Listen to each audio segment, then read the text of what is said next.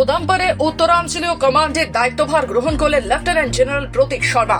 বৃহস্পতিবার তিনি আনুষ্ঠানিকভাবে general officer commanding in chief হিসেবে যোগ দেন।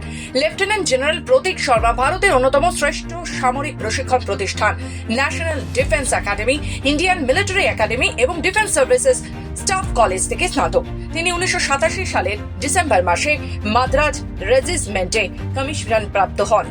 সেনা জীবনে তার রয়েছে বিস্তৃত যুদ্ধ অভিজ্ঞতা। তিনি লাইন অফ কন্ট্রোলে একটি ইনফ্যান্ট্রি ব্যাটালিয়ন, ব্রিগেড এবং ডিভিশনের কমান্ড করেছিলেন। পাশাপাশি পশ্চিমাঞ্চলে একটি স্ট্রাইক কোর এরও নেতৃত্ব দেন।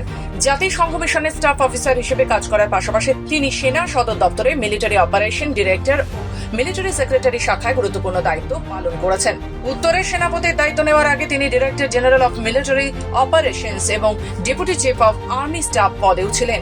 দায়িত্ব গ্রহণের পর তিনি উত্তর কমান্ডের সমস্ত সদস্যদের শুভেচ্ছা জানান এবং তার পূর্বসূরীদের কাজকে এগিয়ে নিয়ে যাওয়ার অঙ্গীকার ব্যক্ত করেন।